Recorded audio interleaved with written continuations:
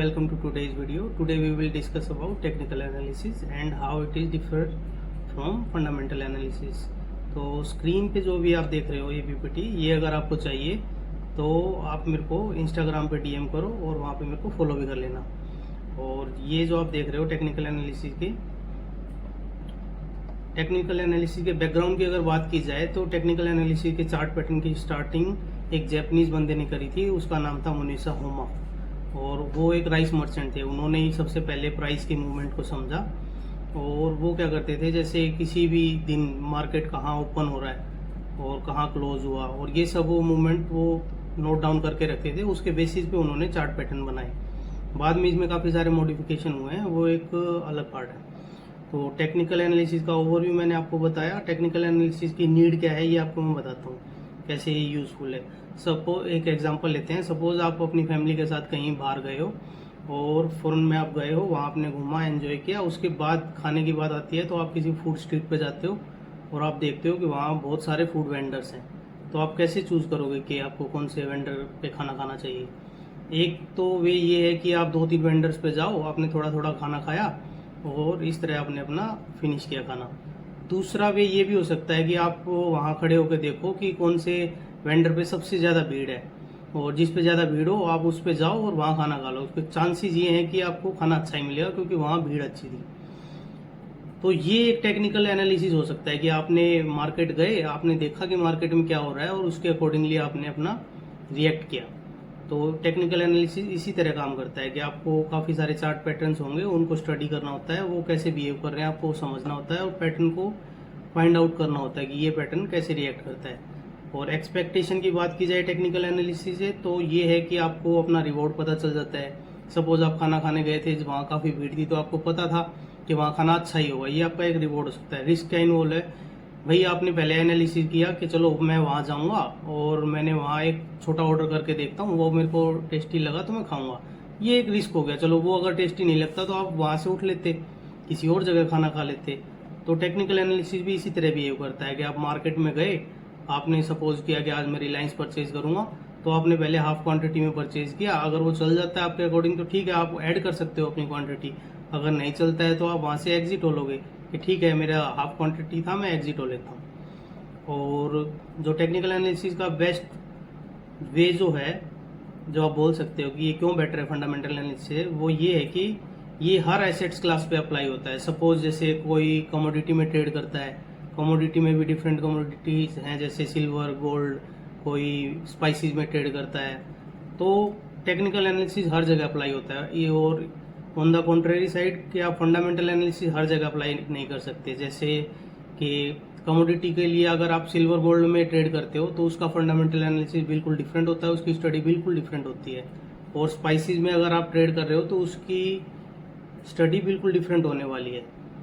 Technical analysis के कुछ assumptions हम लेके चलते हैं, जैसे मार्केट डिस्काउंट एवरीथिंग।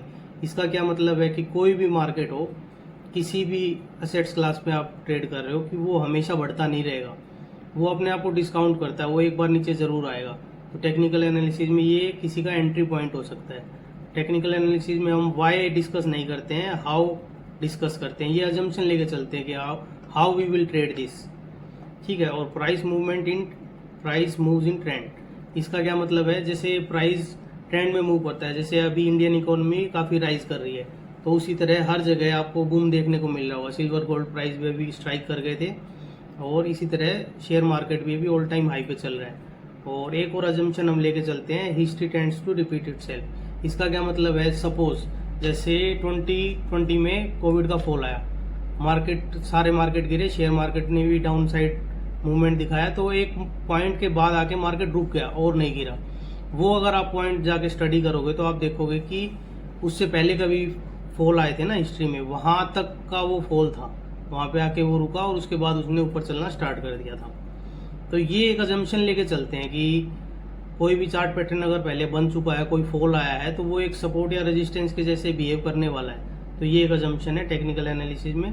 और ट्रेड हम किस बेसिस पे लेते हैं, ओपन प्राइस, हाई प्राइस, लो प्राइस, क्लोज प्राइस, ये अभी मैं आपको समझाने वाला हूँ चार्ट पे।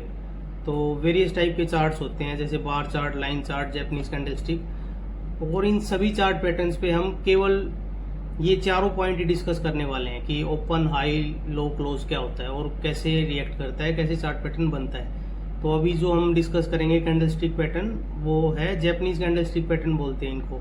जैसे कोई भी कैंडल अगर ग्रीन बन रहा है तो आपको कैसे पता चलेगा, जैसे ये यहाँ ये ओपन हुआ होगा और ये क्लोज हुआ होगा। अगर ओपन से ऊपर जाके क्लोज हुआ है तो ये ग्रीन कैंडल बनने वाला है, ये उसका बॉडी पार्ट है। और ये जो आप शेडो देख रहे हो ये उसका लो पॉइंट है। जैसे ओपन हुआ सपोज, उसके बाद वो लो चला गया यहाँ तक, उसके बाद उसने अप साइड मूवमेंट शो किया और उसके बाद वो यहाँ तक हाई गया और क्लोज उसने यहाँ दे दिया, तो कैंडल तो ग्रीन बनी और ये हमारी शेडो बन गई। और इसी तरह से अगर रेड कैंडल बनती है तो सपोज यहाँ पे प्राइस ओपन होता है और उसके बाद प्राइस नीचे जाता है और यहाँ क्लोज दे देता है, तो ये रेड कैंडल बनने वाली है, क्योंकि जहां ओपन हुआ था उससे नीचे क्लोज दिया है उसने। और अगेन शेडो फॉर्मेशन उसी तरह होगा, प्राइस यहाँ ओपन हुआ उसके बाद ऊपर चला गया तो हाई पॉइंट, मतलब डे का हाई पॉइंट ये रहा होगा, उसके बाद उसने गिरना स्टार्ट किया और यहाँ तक लो तक गया, उसके बाद यहाँ क्लोज दे दिया, तो ये शेडो बोलते हैं। शेडो बोलते हैं इसको, विक भी आप बोल सकते हो। उसके बाद जो फर्स्ट हम कैंडल स्टिक पैटर्न डिस्कस करने वाले हैं वो ये वाला है। जैसे इसको बोलते हैं बुलिश मारुबोजू। ये मारुबोजू आपको नाम थोड़ा सा स्ट्रेंज लग रहा होगा, बट ये जैपनीज के दिए हुए नेम है तो ये थोड़े से स्ट्रेंज लगेंगे आपको, बट आपको इन्हीं नाम के साथ इसको फैमिलियर हो जाना है। जैसे ये इसमें क्या है, यहाँ कोई भी कैंडल ओपन हुई उसके बाद उसने कोई भी लोअर मूवमेंट दिखाया ही नहीं और वो सीधा ऊपर गया और क्लोज दे दिया उसने, तो ये ग्रीन कैंडल बन गई। इसमें क्या रहा होगा, इसमें बायर्स डोमिनेटिंग रहे होंगे, बायर्स किसी भी प्राइस पे खरीदने को रेडी रहे होंगे, तो ये ग्रीन कैंडल बन गया। इसी तरह से अगर बियरिश मारुबोजू बनती है तो इसमें क्या रहा होगा कि यहाँ मार्केट ओपन हुआ और ओपन होते ही मार्केट गिरना स्टार्ट हो गया और गिरते गिरते गिरते गिरते मार्केट यहाँ आके क्लोज हो गया होगा। इसने भी कोई लो पॉइंट और हाई पॉइंट शेडो नहीं बनाया है। इसका मतलब क्या रहा होगा, सेलर्स डोमिनेटिंग रहे होंगे, सेलर्स बेचते चले गए होंगे, उन्होंने अपनी पूरी पोजीशन एग्जिट कर दी होगी। अभी हम चार्ट पे देखते हैं कि ये कैंडलस्टिक पैटर्न जब बनते हैं तो कैसे मार्केट रिएक्ट करता है। आपको केवल ये ध्यान करना है कि कैसे कोई कैंडल फॉर्म होती है, उसके बाद ये आप देखोगे कि मारुबोजू कैंडल जब बनेगी चार्ट पे आएगी तो कैसे रिएक्ट करेगा। ये बजाज फाइनेंस का चार्ट है मंथली टाइम फ्रेम पे और ये हम देखने वाले हैं इस डेट को 4/5/2009। ये मैंने मार्क करके रखा है 4/5/2009 को। और एक अजम्पशन ये भी हम लेके चलते हैं कि कोई भी जैसे चार्ट पैटर्न बना है, जैसे ये मारुबोजू मैंने बोला, इसमें कायदे से तो शेडो नहीं होनी चाहिए थी, बट अगर थोड़ा होता है तो वो चल जाएगा, कोई ऐसी बात नहीं है। जैसे ये एक बुलिश मारुबोजू कैंडल बनी थी, इसके बाद मार्केट ने रिएक्ट कैसे किया, पहले तो आप ये ध्यान कीजिए कि मंथली टाइम फ्रेम पे बजाज फाइनेंस का चार्ट है 2009 में।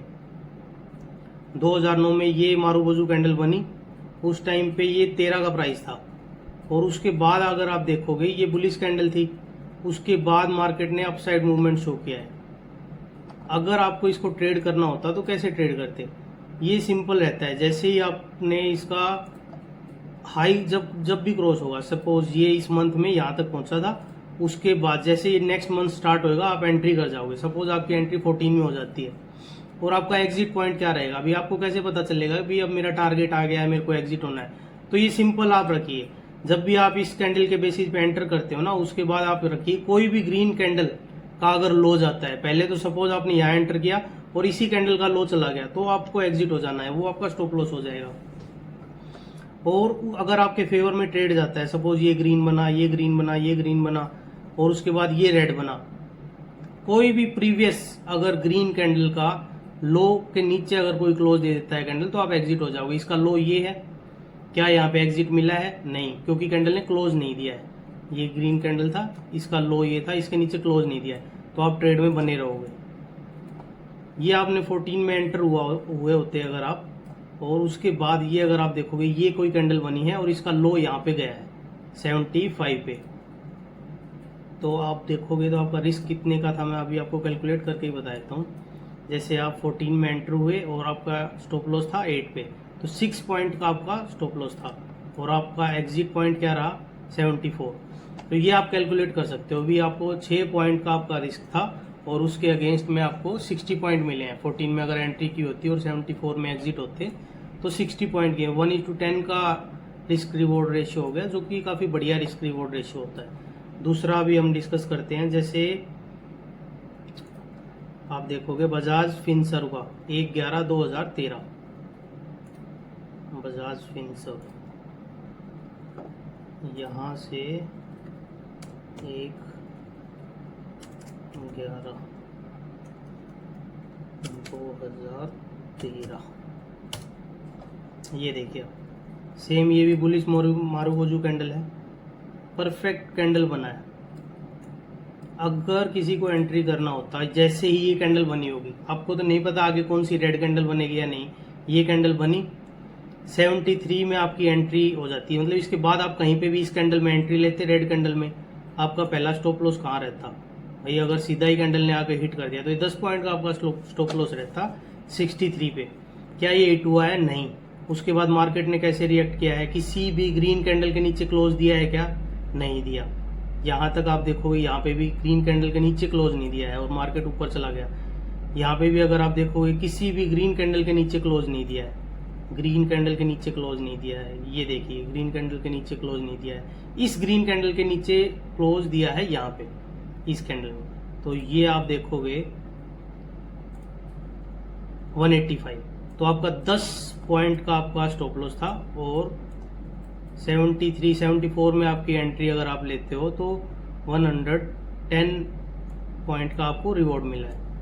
तो 1:11 का रिस्क रिवॉर्ड रेशियो जो काफ़ी हाई होता है, ये भी आपको देखना चाहिए कि टेक्निकल एनालिसिस का बेस्ट वे ये है कि आपको रिस्क रिवॉर्ड रेशियो पता चल जाता है। सपोज आप कहोगे कि यहाँ में एग्जिट हो गया, उसके बाद मार्केट ने बहुत बड़ा मूवमेंट किया, तो आपको कुछ नहीं करना। जिस भी कैंडल का लो गया है और आप एग्जिट हुए हो, आपको उस कैंडल का हाई मार्क कर लेना है। जैसे ही इसका हाई जाता है आपको दोबारा ट्रेड में एंटर कर जाना है। जैसे ही आप एंटर करोगे तो आपको यहाँ तक का मूवमेंट दोबारा मिल जाएगा। उसके बाद आप इस कैंडल को मार्क करके रख लीजिए, तो आपको अप साइड मूवमेंट कभी भी मिस नहीं होने वाला है। तो ये आप अज्यूम कर सकते हो कि एक बार आपने मारुबोजू कैंडल के बेसिस पे आपने एंट्री ली और आपका ट्रेड अगर चल जाता है, तो आपको बुलिश आप अगर हो और आपका ट्रेड अप साइड जा रहा है तो आप पूरा मूवमेंट कैप्चर कर सकते हो। केवल आपको एंट्री एग्जिट अपना पता होना चाहिए। और बियरिश का भी एक एग्जांपल देख लेते हैं। ये M&M का चार्ट है 1/11/2019। M&M, एक सेकेंड, महिंद्रा एंड महिंद्रा,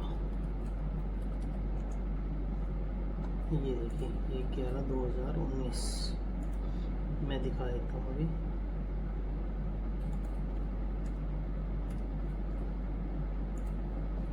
ये अगर आप देखोगे तो ये बियरिश मारुबोजू कैंडल बनी है।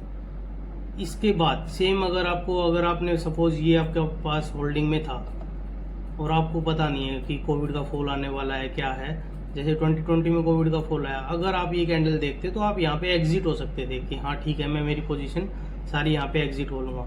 तो आपको ये फॉल पे और यहाँ आपको बेटर एंट्री मिल सकती थी दोबारा अगर आपने इसी स्टॉक्स को परचेज करना होता। तो बियरिश मारुबोजू जितने भी इन्वेस्टर हैं वो इसको यूज़ करते हैं कि आप अपनी पोजीशन को एग्जिट कर पाओ। जहाँ भी आपने बियरिश साइन देखा आप कहोगे कि ये भी मारुबोजू कैंडल जैसा है, हाँ आप इसको भी कंसीडर कर सकते हो। हल्का सा शेडो है, ये भी एक बियरिश मूवमेंट ही शो कर रहा है। तो ये आपका एग्जिट पॉइंट हो सकता था। जैसे यहाँ आया 532 पे प्राइस, आपने देखा मतलब मंथ के एंड में आपने एक बार चार्ट खोल के देखा, आपने देखा आपकी होल्डिंग में ये चार्ट है, आपकी होल्डिंग में ये M&M का शेयर है और आपने देखा कि ये बियरिश मारुबोजू बनी है और यहाँ पे आप अपनी नेक्स्ट डे जाके अपनी पोजीशन एग्जिट कर सकते हो। तो आपको बेटर एंट्री की एक अपॉर्चुनिटी मिल जाएगी, आपका जो कैपिटल है वो ब्लॉक नहीं होने वाला है। एक एग्जांपल और देख लेते हैं। Coforge 1/3/2024, Coforge